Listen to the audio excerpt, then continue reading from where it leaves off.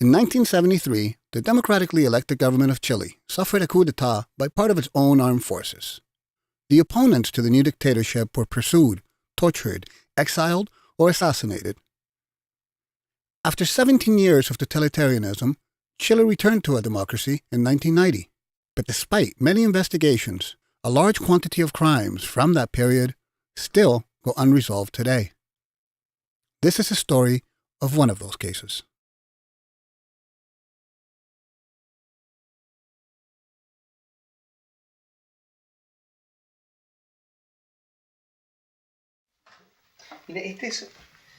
Look, this is him. When my father, when he was young, and a first book from 1946, when he starts getting his background as president of the men's school, from early on he was an organizer of sorts. Look here. He left texts from 1943. Texts. This is him when he was 20.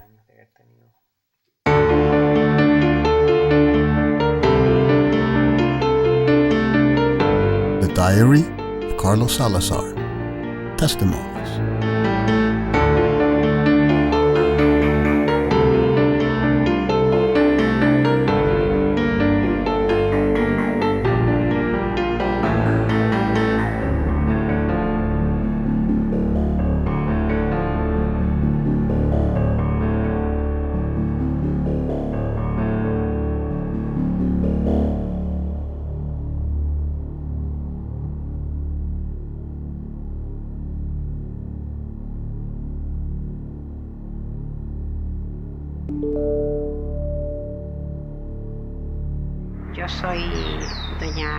I'm Mrs. Amelia Arredondo Reta. I'm from San Felipe originally, and he was my husband, Carlos Salazar Contreras.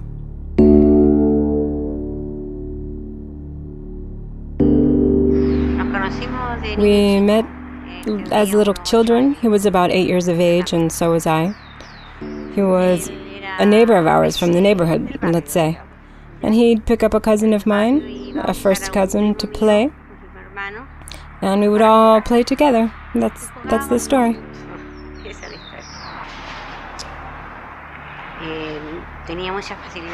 He was very articulate, and he used to speak beautifully. And I think that's what got me in high school, because he had a way with words, which... he wasn't in high school. We were in different high schools, of course, for girls and for boys. And he would go to the girls' school, and with 2 or 3 words, all the girls would fall head over heels for him because he spoke beautifully. He had to move here because his family had moved to Santiago, so he had to come here. I was going to stay there, but that's when he proposed. If we were continue going out together, it was as married. Otherwise, we would break up, and that's how we went on together.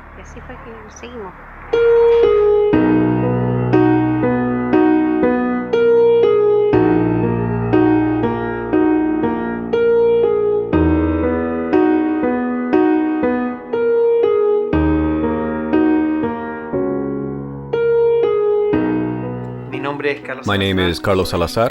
I'm Carlos Salazar Contreras' son.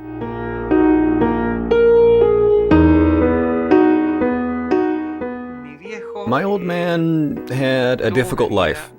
He wasn't born with a silver spoon in his mouth. My grandfather was a teacher and came to be the principal of a school in Tacna. My grandmother didn't have a profession. Therefore, when my grandmother became a widower, things were very difficult for him. He was a boarding student, and according to my mother, the situation was very difficult. Very unfortunate. He, from early on, stood out, even in his years as a youngster. In his years as a student, became student president in Aconcagua, president of the Boys' High School in Aconcagua, and later on, president of the Literature Academy in 1946. From his early years, he started being a very active organizer. This must have been the year 1946. president of the student body, and member of the secondary student council. The guy loved to play. A chess player. He liked playing chess a lot. This is it. Work that he did. He was a history buff. Avec les compliments du ministre de France. French Embassy Award. Obtained the year 1945 for this research with his work about the importance of the French language. The truth is that it's he who had his eye on me, because I used to have a lot of dates. But the truth is that it was quite a long, nice relationship. And we got married at the age of 24. He was studying, but he worked, and he was working at one of Santiago's appeal courts. And he started working as, with the rank, let's say, someone who was just finished only high school, to court, and from then he began studying law at the University of Chile, and take open exams. He wrote several biographical stories from that time, the time in which he was, when he was a member of the judicial system. And at that moment, at this time when he studies and works, he is finally able to become a free agent. But he doesn't leave the judicial system altogether. And the last job he carried out within the system was being a judge of Chanco. He lived in Chanco for a while as civil judge in a junior court where he would deal with all kinds of matters. He graduated and continued working with another lawyer until he established his own office.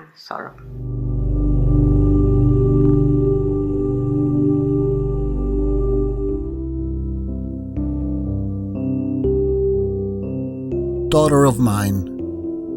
Today, Wednesday, October the 5th, 1955. At 12:05, you were born.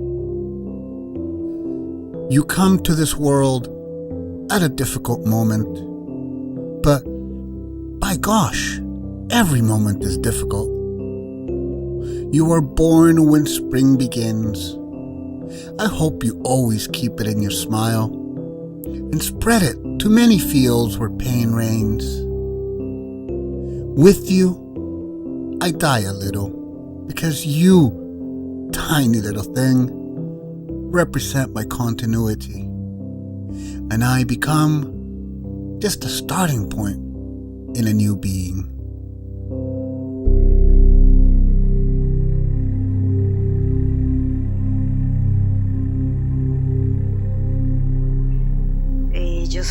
I'm Liliana Salazar Redondo, daughter of Carlos Salazar Contreras. Even though nobody's born knowing how to be a father, with me, he became a father, let's say. And I enjoyed my father until the age of 18. And exactly until 18. The day they took him away was my birthday, October 5th, 1973. Maybe he was not the best husband in the world, nor the best man in the world. But as a father, he was a great father to me. When my father was murdered, I was 9 years old, and therefore have only childhood memories of him, which are beautiful memories, which have to do with days in the countryside, outings, playing ball with him, playing, going to the zoo, doing different activities. He was a working man, and on weekends, on Sunday afternoons, he would go out with the family. The guy liked established places like Club de la Unión to, I don't know, a hole in the wall like Las Tejas restaurant. He really liked going out. He was good at having parties, good at having a good time, good at telling jokes. He liked, let's say, the bohemian life a little, but it was because he liked to stay with his friends, talking, and he would get home a little late. Many times. I'd get up and leave for work, and he would continue at the house with his friends. He gave himself the gusto or not, let's say, too. He liked pinching my bottom, until tight pants became the fashion, and he couldn't pinch them anymore. I was so embarrassed, though, because he said he would pinch my buttocks downtown, and that at the age of 10 or 12 was somewhat terrifying. My son has, let's see, I don't think he remembers much about his father. However, physically he looks a lot like him. Physically, it's like seeing Carlos now, just darker. Although he complains. Carlos has fairer skin and my father was much darker. But it's just like seeing Carlos. Heavier, bigger, wider, let's say. It's complicated. It's a complicated situation. It's complicated. Because we are two different beings. I'm much more introverted, less outgoing, much less a night owl, with all that kind of stuff. I'm more of a homebody, so from time to time there's distance with my father's ways. We are not the same. We don't have the same personality. We don't have the same personality.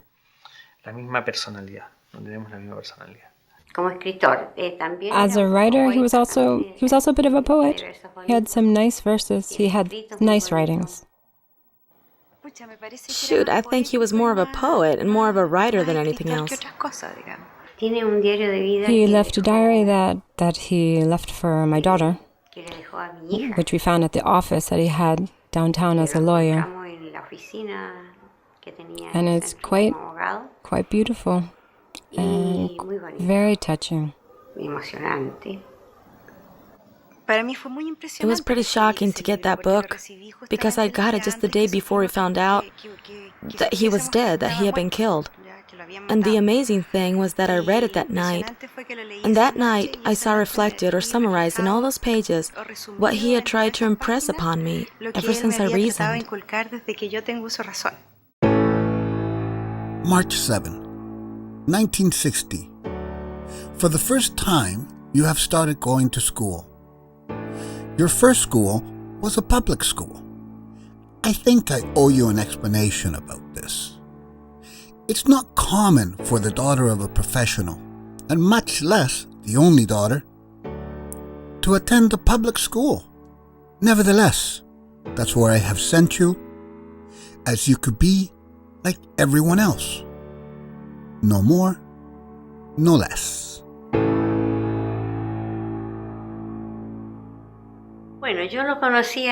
Well, I met him as a communist. But with time, it seems, well, there was a time that he left politics. He never belonged to a political party, and it was just feelings, let's say. My father was a communist in his youth. Later on, he joined the Freemasonry. Then he left the lodge. He sent the Masons to hell. They are a bunch of old assholes, he would say. My old man was a socialist. He ended up in the Socialist Party because he used to say that there had to be a big Socialist Party to be able to control the communist. My father in his last 2 years had nothing of communism in him. There is an incompatibility in being a communist and a Mason. He couldn't have been a communist and a Mason. Forget it. I do have, let's say, because I researched the subject, he was a socialist, but he didn't have political posting to carry out.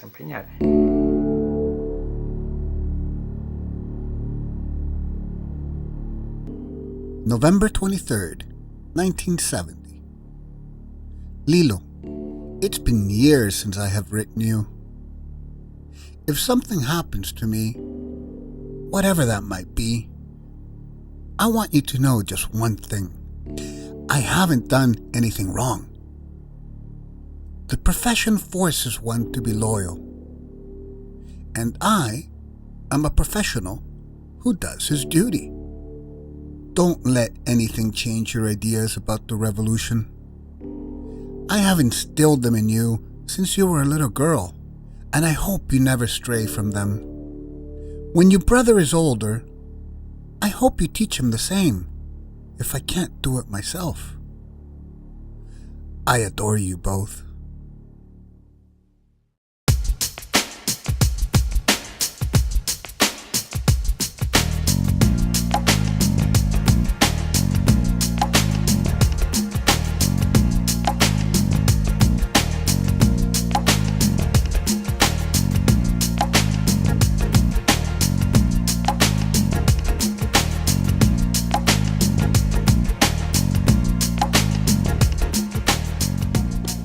Mr. Carlos Lopez, how are you?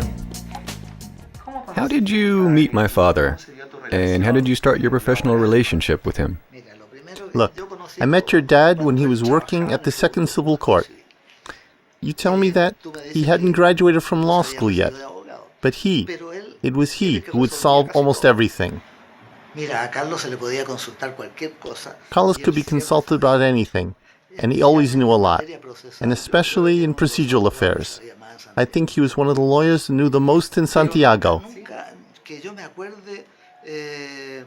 But he never, that I recall, he must have argued a little or not much, but he knew quite a lot. He had many clients. He didn't engage in collecting debts either. He didn't pursue his debtors. No. If he had been entrusted with money collection, surely he would have paid it out of his own pocket. He had a perfect relationship with the other lawyers in the office, who were all much older than him. And when these lawyers had problems, many of them consulted Carlos. And can I tell you something? That is not only about Carlos, but it has to do with the two sisters, Daisy Salz and Hilda Salz, people who are not exactly good clients. So I am almost fully convinced that they paid Carlos very little money. But when the military coup took place, Carlos called me and warned me. He said, "Look, there is a strongbox which is in my name. Nothing inside it is mine. It belongs to the Salz sisters." And enough said. Could have easily, with all the problems there were by then, forgotten all about it. But it was the first thing he warned me about. And when I wanted to execute Carlos's will, I had to include it in his estate, the strongbox. We went to open it.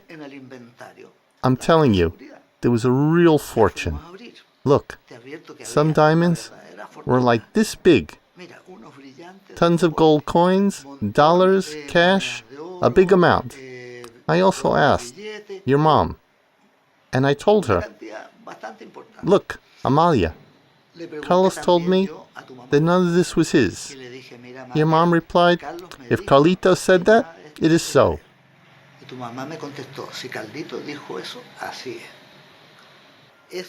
That gives you an idea of how serious your dad was.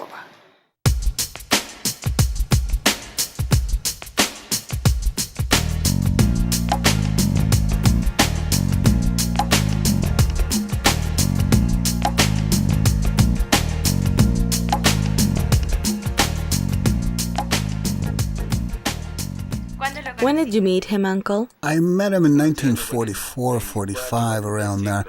He was studying. He was in 5th grade, and I was in 4th grade, 6th, 5th, something like that. A studious man to boot. I was quite lazy, and he studied. You could tell that he studied. When you hear about my father, what is the first thing that comes to mind? An excellent man, an excellent man. No need to tell you how sorry we are. I never thought that something like that was going to happen, you know.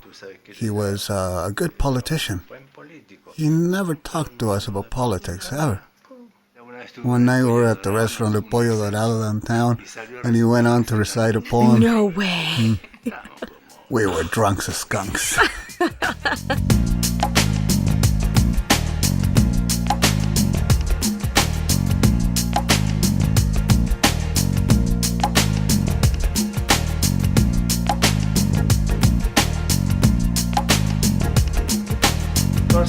You met my dad in the masonry. Why did you both decide to be Masons? What is it like to be a Mason? Why do it? I started to get acquainted with the libertarian impulse that the Masons had in Chile. And I also seen that in Mexico. It was a melting pot of wills and libertarian intentions.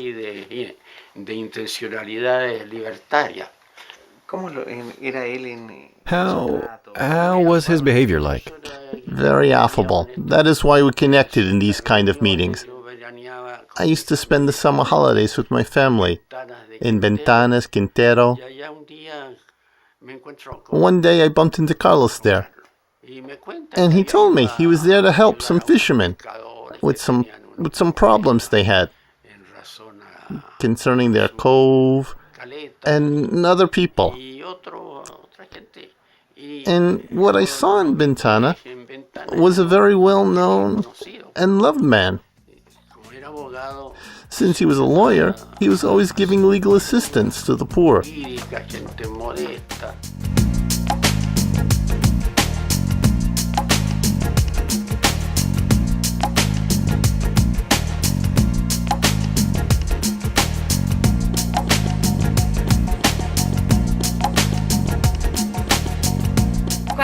When did you meet him? What year? Look, it was... He wasn't married yet, was he? Yes, he had married not long before. He lived in, let me see, so you get an idea about the time. He lived on Cueva Street. Cuevas, yeah, where I was born. That's right. I always saw your grandmother there. She liked to play cards. I went to that house twice. And is it true you wanted to sell him a Jeep? Right, the Jeep. That my mom always complained about. That she didn't want it, but your dad wanted it. He wanted to feel like a spring chicken. A friend of mine introduced me to him. I know a Chacon and Gregorio Munitis, who's a lifelong friend, and we still are friends. We would always go out with your dad. I would pick him up at the office. I would go with him to do some procedures. Sometimes he would ask me to serve as a witness, all lawyer stuff. I don't know how he got by as a lawyer. If he had 100 clients, 80 was to do the right thing. They were from the slums, people that couldn't afford a legal counselor to deal with certain things that happen in people's lives. And the remaining 20% were clients, whom he still charged little. He would devote himself to do good, to do the right thing.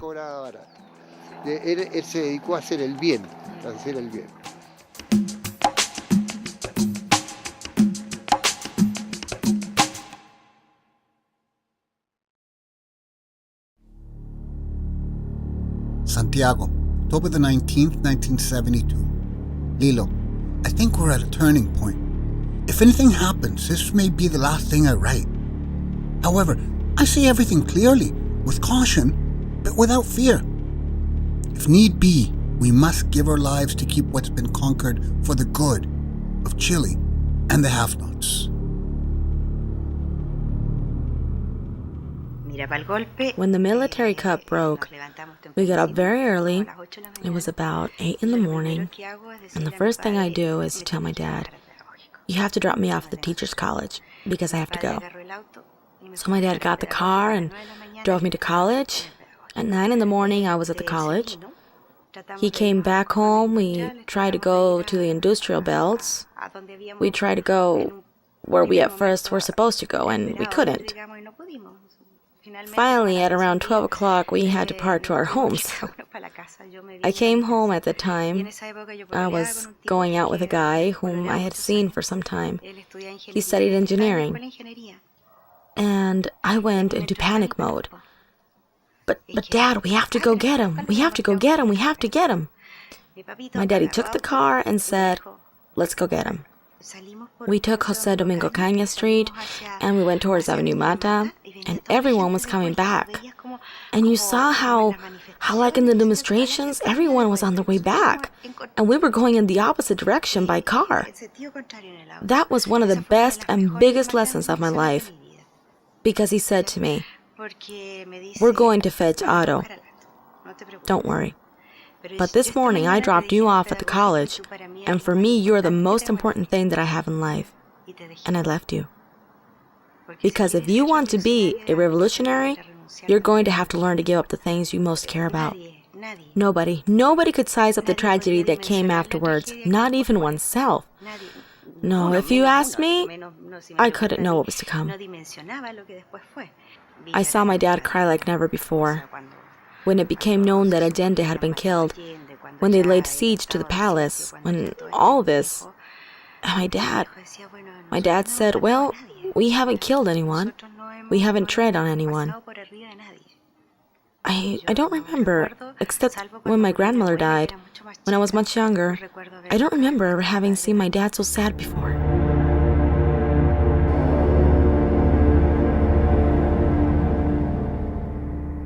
September 20th, 1973.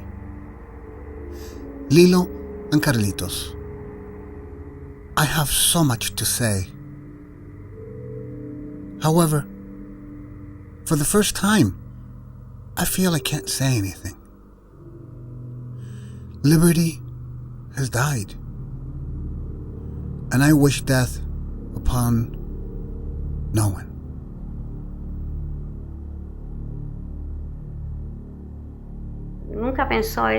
He never thought that he was going to be taken away from home, and neither did I.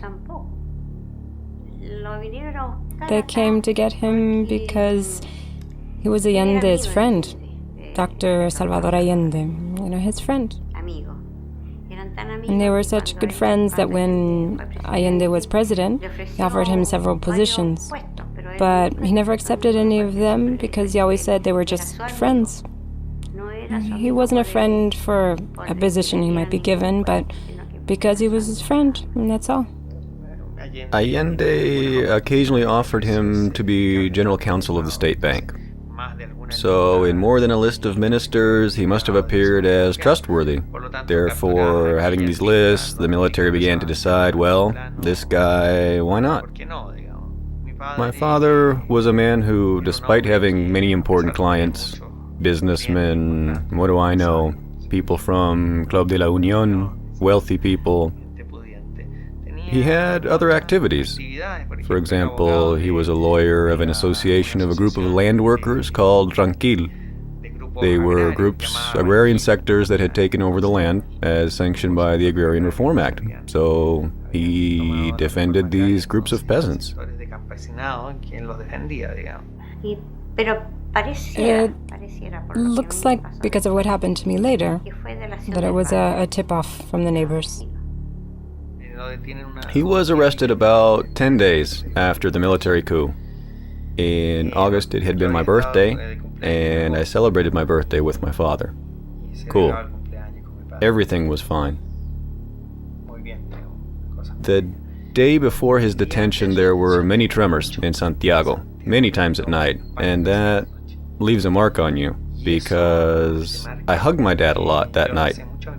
He was my security blanket. Big time. The evening of the 4th or 5th of October of 1973, there were about 3 tremors, all at the same time. It was an agitated night. At this house, there was always the stupid habit that my mother would go to sleep with my little brother. And that day, seeing that there were so many tremors, I went to sleep with my old man in their bed. And that day, my mom didn't want to wake him up in the morning to drop her off, because he had started to take her to school every day, so it was hard for my dad to get up early. He said he had studied law because he would have never been able to be a milkman. He never got up early, never. And I was sleeping with him at about 8:30, 9 a.m. My mother had left, my brother was in his bed, my old nanny was downstairs, and the bell rang. Well, the day he was taken away, unfortunately, I was at school. I was working. So the one who knew most about what happened was the nanny we had at the time. She told me they came to the doorstep and rang the bell and put a foot in the door so it wouldn't close. 3 detectives came.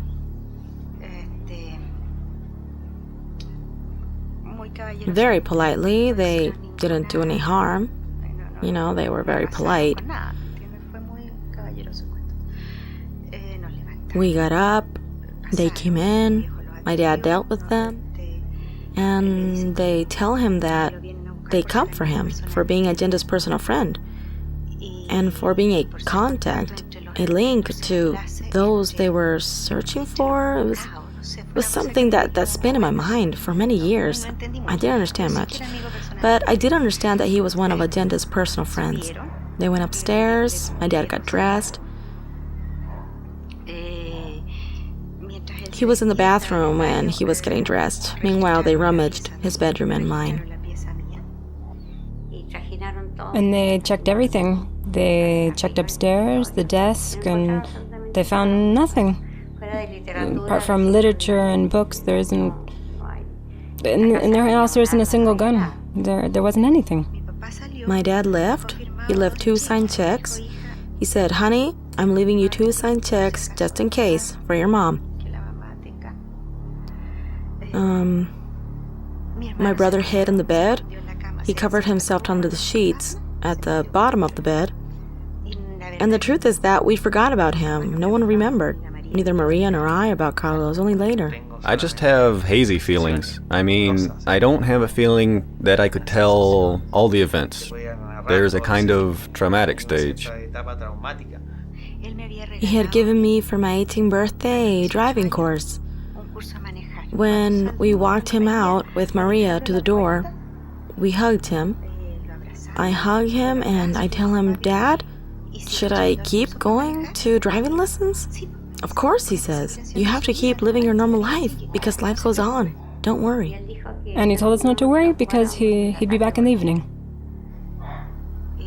And he said goodbye to Maria and they took him away.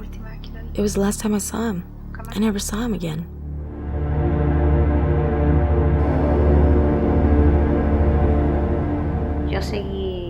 I kept on working, and at night, they told me, they phoned me, and told me he was fine.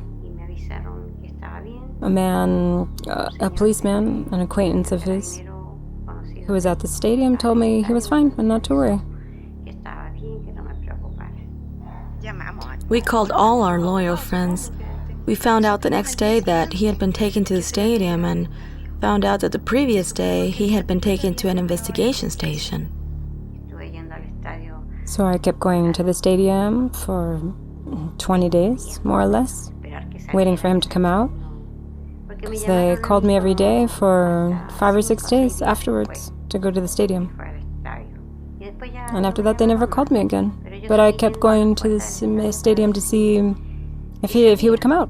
But no, I waited in vain. He never came out. My mom had a friend with whom she had worked with for 18 years. She was a Red Cross volunteer and was at the stadium. My mom started to give her things for my dad, but she couldn't find him. So she called all my dad's friends, and they started looking for him. But all this I'm telling you, my dad was taken on October 5th. That week passed until October 11th. On October 11th, there were shots fired at the National Stadium. That we heard from here, obviously. That frightened us a lot. We went to the stadium, and they said that nothing happened.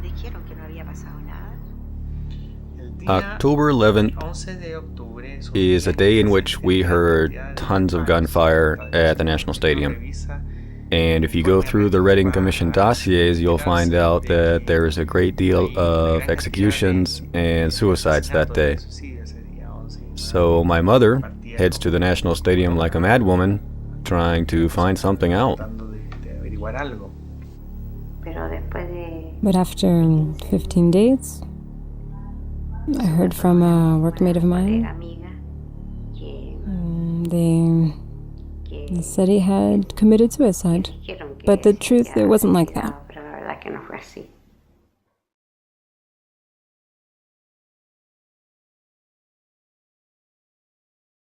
No, nobody told me that my husband had died.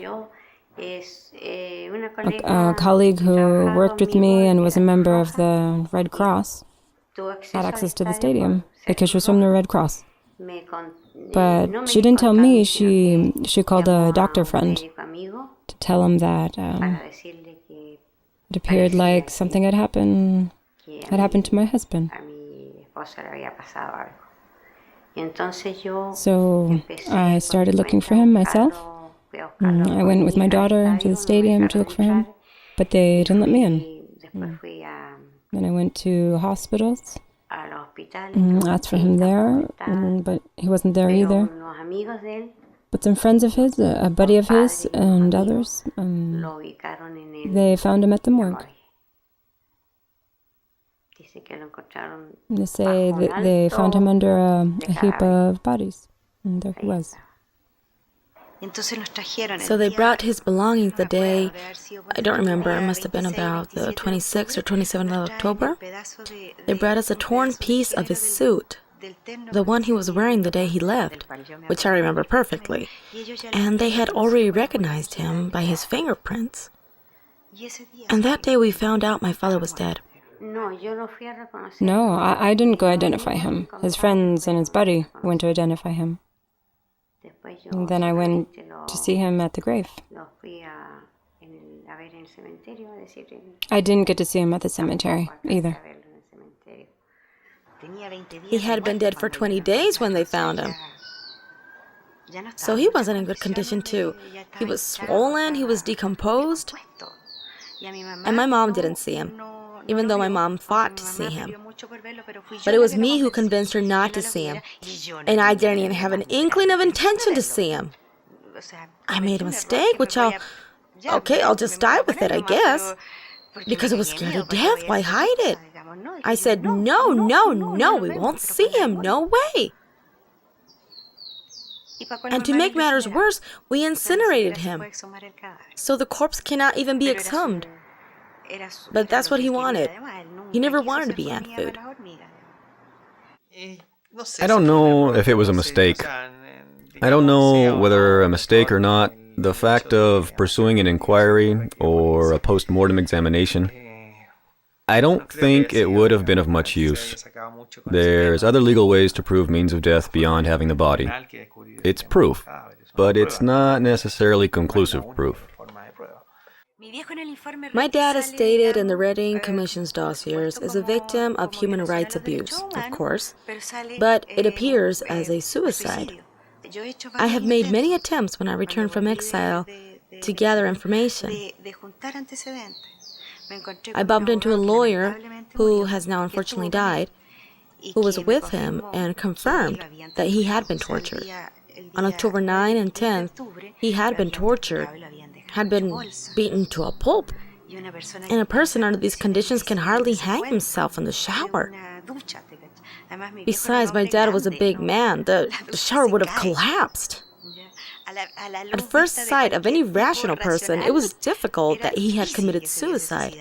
The holding cells were crowded. When was he alone? In the Reading report, my father appears, and the given versions say, Carlos Salazar, 46 years old, married, 2 children, lawyer, professor of law school at the University of Chile, Socialist Party member. He was a Mason and a personal friend of Allende. Arrested on the 5th of October in the year 1973 at his house by investigation detectives and taken to the National Stadium. He died on October 11th, 1973, cause of death being suffocation by hanging. Having found himself with his rights to freedom suppressed and the precarious conditions in which he was, we are convinced that he committed suicide because he could not stand what he was going through. Who says that? Who said that? There is no testimony of my father's death that is reliable. I even talked to people who were tortured during that time at the National Stadium. Also, none of them say that the conditions were so to commit suicide because they were constantly being watched. They didn't have any privacy.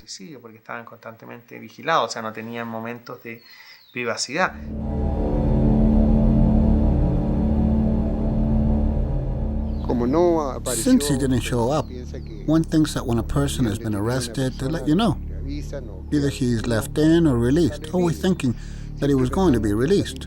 About 3 days since he didn't come back, we got worried.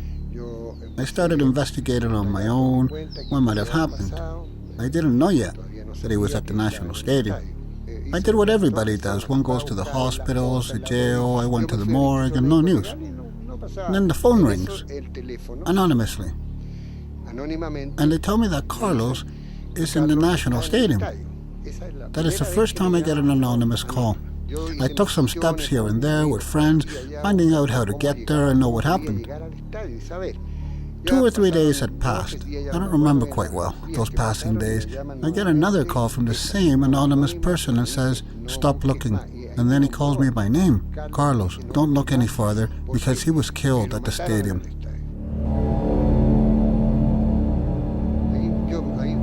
Then I went to the morgue more often looking for him. I went there every day. I left home at 8 o'clock in the morning every day. there were 50, 30 corpses that came in every day, and the next morning they weren't there anymore. They had been taken away. I get the impression that they are in the cemetery patio out front because they were taken and buried there. Your father was there all the time. The fact I couldn't find it out was something else, since every day I left in the afternoon and by morning they had already changed. But the bottom at the bottom remained at the bottom. I found him, his hand was visible, and I saw that his hairs were long, the hairs on his fingers. That had always made an impression on me because he had a lot of hair there. Hey, let's take out the people from the top. I think he might be there, due to his hand. And they showed him to us. Of course, he was unrecognizable. I couldn't say it was him, but the detail in his shirt. Once I went with him, left him at a house where they sell.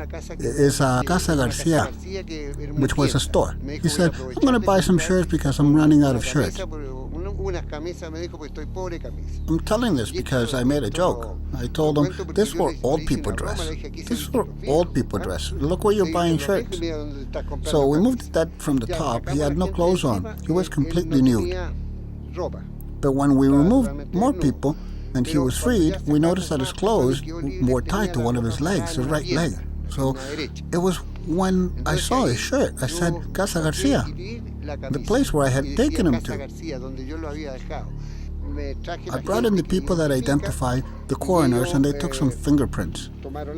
Later, I went back with them to the register's office and we checked in the little boxes and they used them. Now, everything is modern. There are computers. We took the little boxes and it said Carlos Salazar Contreras, both in Angel, 1900 and something, also Dr. Ballesteros, who was there, may he rest in peace now as well, but he helped me with some of those things. I brought Ballesteros in order to believe in injustice. That they were going to say, look at this person, the shocking condition is in. Somebody's guilty of this. We're going to find it out. I said that the police would find out, but I didn't know what state we were at. I had no idea what it would be like. We thought this was going to be a temporary. It's the same as I thought like firefighters that would put out the fire and then leave. But they stayed. They stayed doing barbarities.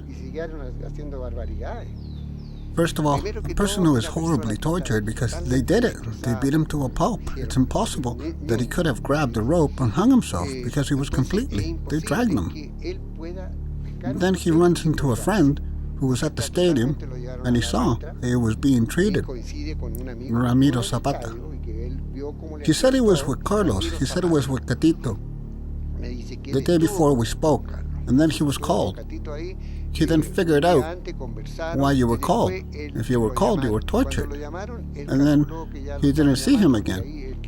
He had always seen him in the morning when the two of them were together. He never saw him again. So it means that when they took him and killed him.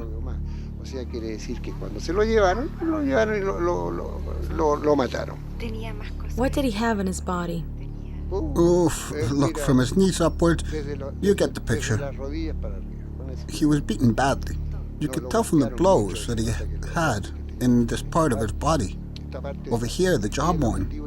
It's like he had given him a blow with the butt of a gun. Then he had... It's hard to say this. Forgive me. But you're asking me. No, don't worry. Go on. They hit him. I remember that one of his ears was completely destroyed, which confirms that he couldn't have hung himself. These parts of his body, the head, would join the shoulder. That says it all. Here, all this part was just it was flat. He was already in, I'm crudely telling you, in state of decay. So it was quite impossible to recognize him. Moreover, he was under corpses. And underneath, he was flat, completely flat. He was like that bench with no back. They said they had committed suicide with a belt. With a belt, it's impossible. Even less. Sitting on the toilet. Right. No, it's impossible. He didn't commit suicide. He was hung by someone else. That is the truth. As I said, I kept these things to myself. I never wanted to tell them not to hurt your family.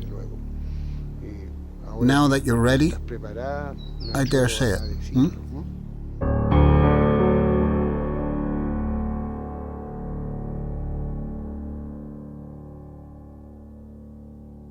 I was touched, of course, by Carlos's death. And I painted a still life. Still life of 40 by 60, 40 by 60, and then to personify the drama and the tragedy, I painted a sort of flower pot. A flower pot with roots made of thorns. And next to these thorny roots, there's a skull. A skull fully skinned. The shoulder blade is a very dramatic black and yellow composition. The support that holds the base is not an ordinary one, but it's a support made from El Mercurio newspaper, the obituary from El Mercurio. Yes. In this way, I managed to protest and pay tribute to Carlos.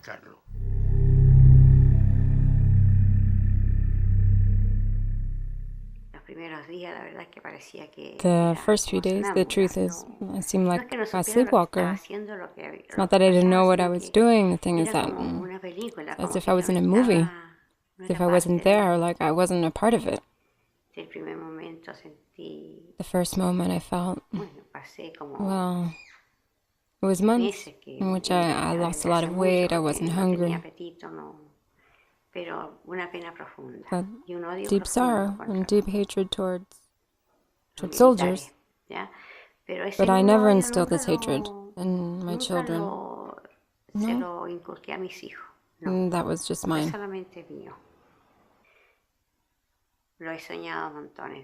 I've dreamed of it many times. Yeah. I mean, at the beginning, almost every night. I'd wake up crying every morning. I saw him here, sitting in the living room one day. I came in here. It may have been my imagination, but one time I came in here and I saw him sitting. I saw him again on the street, and some friends of his told me, my husband's clients, they had seen him up north with the same clothing I had seen him with here. Facing the culprits of this crime, you have a great need for justice. This country didn't do justice as it could have done. But in order to forgive, you need to know who you are forgiving. I don't think there was any type of compensation in a moral way that could be considered compensation. There was acknowledgement by the authorities, but not of who they murdered.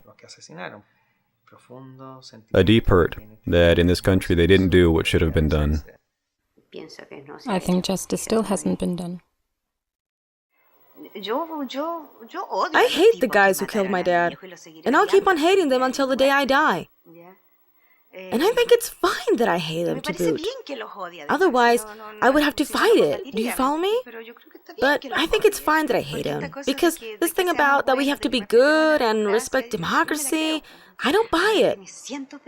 Now, there are still hundreds of families that don't know where their dead are. And they don't know, not because the Army, the Navy, the Air Force, or the cops, they don't know where they are. They do know. And they know what they did. But it continues to be the same state policy, and they continue missing.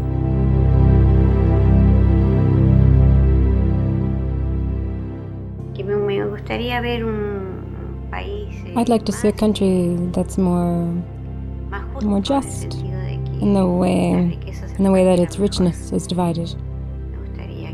I'd like that we had more tolerance, more respect. Well, I dream of a different country. I used to dream of a different country. I used to dream of a country where we would actually be, where we would have the same conditions. Maybe not excellent in lifestyle, but with better conditions for everybody. Not only him, he and a group of people, they left a legacy of consequence, of generosity, of love. Because it really is a legacy of love. I don't think they hated. I don't think my dad hated. But they did believe in a better world, and believed in a fairer world, and they believed it consequently. We are walking very quickly to this wild free trade economy, but it's an old idea. It's an old idea that started with Smith, and it's not the truth. It's an ideological paradigm that little by little is going to start disappearing. Maybe we won't see it, but our children, our grandchildren, they are going to live in a more solidary world, fairer, more brotherly, more egalitarian, by law of life, by law of history.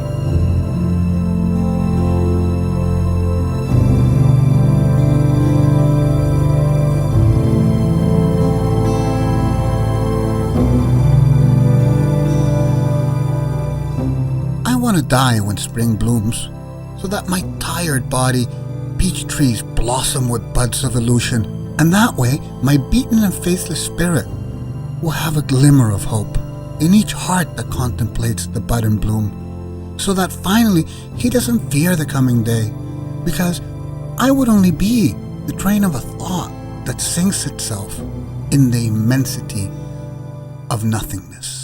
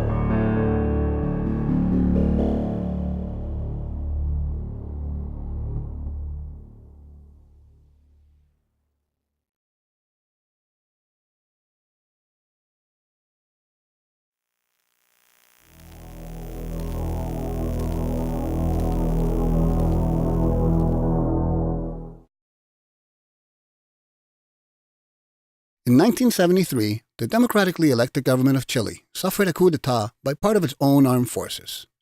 The opponents to the new dictatorship were pursued, tortured, exiled, or assassinated. After 17 years of totalitarianism, Chile returned to a democracy in 1990. But despite many investigations, a large quantity of crimes from that period still go unresolved today. This is a story of one of those cases.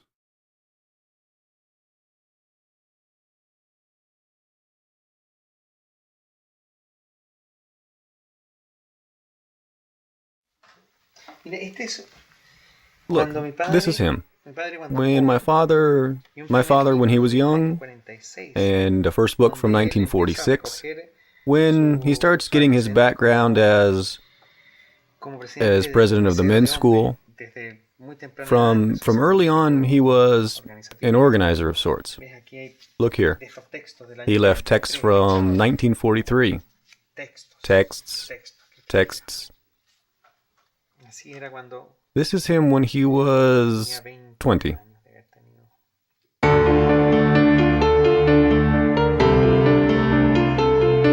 He, from early on, stood out, even in his years as a youngster. In his years as a student, became student president in Aconcagua, president of the Boys' High School in Aconcagua, and later on, president of the Literature Academy in 1946. From his early years, he started being a very active organizer. This must have been the year 1946.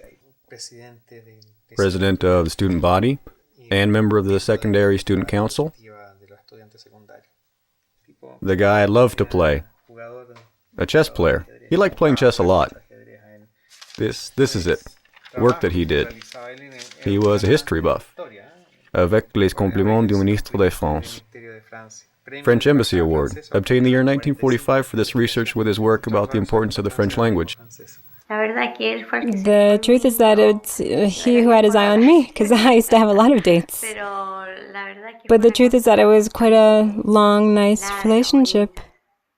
And we got married at the age of 24.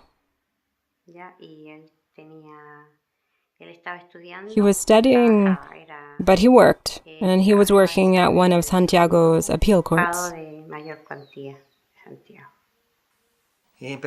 And he started working as, with the rank, let's say, someone who was just finished only high school, to court, and from then he began studying law. The Diary of Carlos Salazar. Testimonies.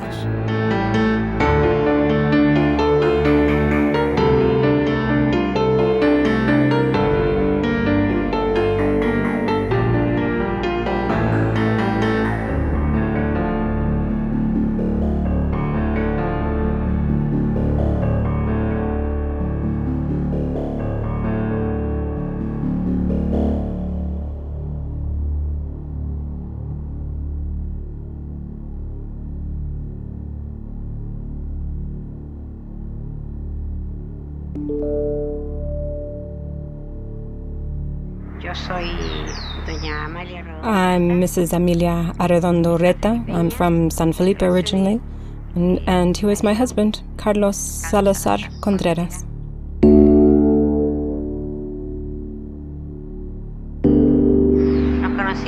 We met as little children. He was about 8 years of age, and so was I. He was a neighbor of ours from the neighborhood, let's say. And he'd pick up a cousin of mine, a first cousin, to play. And we would all play together. That's the story.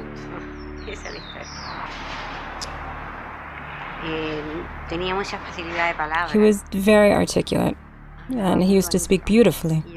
And I think that's what got me in high school, because of a way with words, which...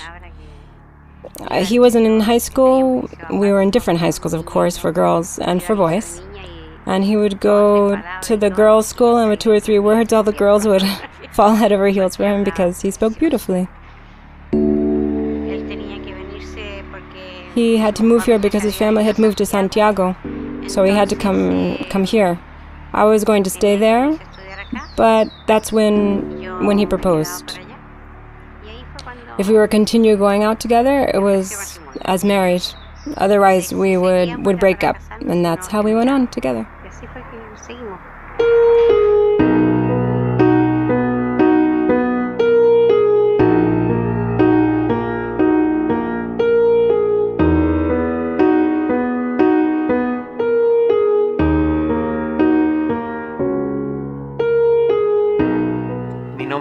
My name is Carlos Salazar. I'm Carlos Salazar Contreras' son.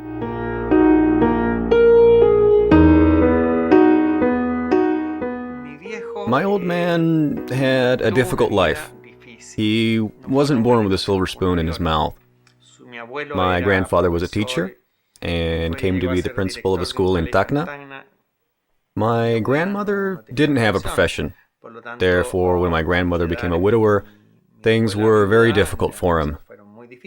He was a boarding student, and according to my mother, the situation was very difficult. Very unfortunate. At the University of Chile, and take open exams. He wrote several biographical stories from that time, the time in which when he was a member of the judicial system. And at that moment, at this time when he studies and works, he is finally able to become a free agent. But he doesn't leave the judicial system altogether. And the last job he carried out within the system was being a judge of Chanco. He lived in Chanco for a while as civil judge in a junior court where he would deal with all kinds of matters. He graduated and continued working with another lawyer until he established his own office.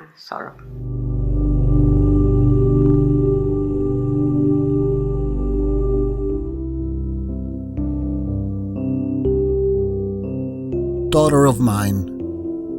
Today, Wednesday, October the 5th, 1955. At 12:05, you were born. You come to this world at a difficult moment, but by gosh, every moment is difficult. You are born when spring begins. I hope you always keep it in your